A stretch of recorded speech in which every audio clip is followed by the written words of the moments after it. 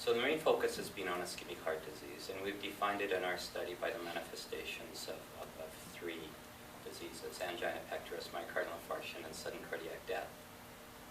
So the incidence of ischemic heart disease increases rapidly after about age 35, and in our study it's kind of leveling off at age 70, 75, 80. What's leveling off, though, is diagnosis of angina, the bottom lighter colored blue bars.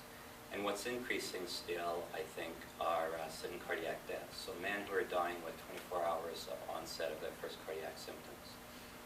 So this is incidence of disease. So we're still recording first manifestation of disease in otherwise healthy patients, healthy subjects, healthy community-dwelling men, well into their 70s and 80s. So how do we summarize all of this data? We've come up with this graphic. And it takes a minute, perhaps, to put it all into context, but it tells the story of the study from 1948 till today. So each bar is a calendar year. So starting from the left, the green bars are people who were alive and free of ischemic heart disease. Everybody was alive and free of ischemic heart disease at the first, in the first year of the study. And as we go along, after 5 years, 10 years, 20 years, up to 1968, 1978, we still have a lot of people in the green bars. The yellow and red bars are people who have clinical evidence of ischemic heart disease. And the yellow ones are men who are alive, the red ones are people who have died, and the black bars are people who have died of other causes, non-cardiac causes. So the investment in a cohort study is tremendous. It takes so long when you start with a healthy group of people to follow them through their lives long enough to accrue enough endpoints to be able to do some analyses and contribute to medical science. So after, this picture will tell us that after the first 30 years of the study, till 1978, 1980, halfway through, we only had observed about 500 people to die. Right? So if you're trying to look at things that are going to predict mortality, we've got a long ways to go. Where we're at today, of course, is that we're looking at the last 500 men. Remember, these guys are now 90 years old, living all across the country. One way of considering it is almost, if we continue for a few more years, is to be looking at a prospective study of end of life. So, by the late 1990s, we published about 40 papers on analyses of risk factors for cardiovascular disease, including heart disease and stroke and mortality. And we recognize with the aging of the cohort and understanding issues with aging in Canada, worldwide today, that there are big changes coming.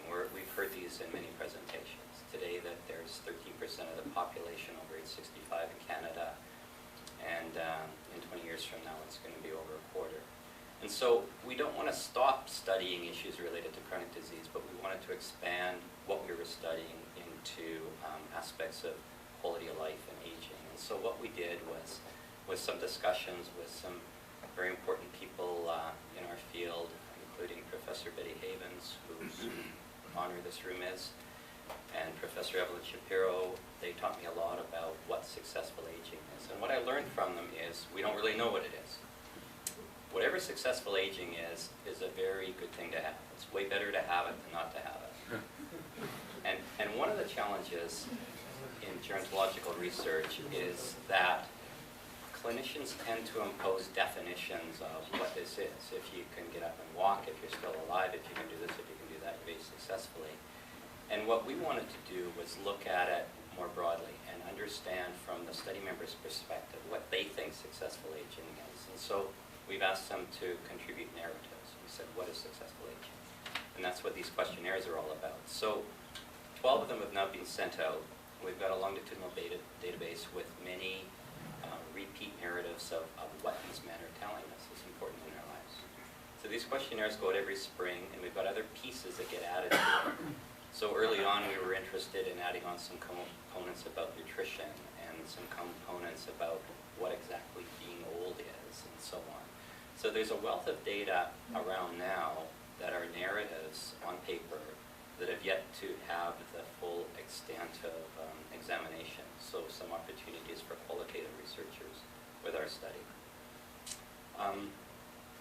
So in kind of summing up the what's old part, let me just say that in these first papers that we published, even though we were working, or Dr. Mathewson was working in an era where there was manual data collection, where we didn't have computers to work on things, he was still collecting interesting cases. He published the first paper in the study in 1952, a case series report. He was, as the medical director of Great West Life, he had some actuaries from Great West Life work with him in the mid-60s, and they entered some preliminary data on blood pressures and heart rates and body weights, and linked it in 1965 to the first paper on prediction of the first 210 deaths and the first 143 cases of ischemic heart disease.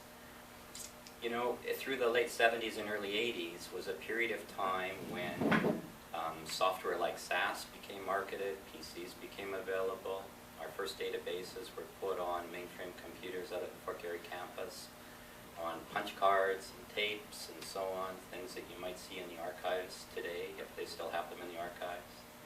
But with advancements of both biostatistical techniques and computers that would handle the kind of analysis we need to do, it was really a boon in the 1990s to be able to begin to analyze some of the depth of the data that we really have.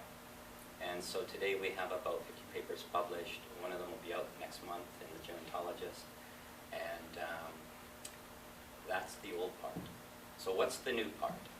In the past year or two, or past few years, I've been working with these 5 colleagues. These colleagues come from 4 different departments of the University of Manitoba and a postdoc. And each of them is going to present a short vignette on what they're doing. I asked each to speak to how they got involved with the study, what they're doing with the study, how it's moving the research forward, and each gets 5 minutes.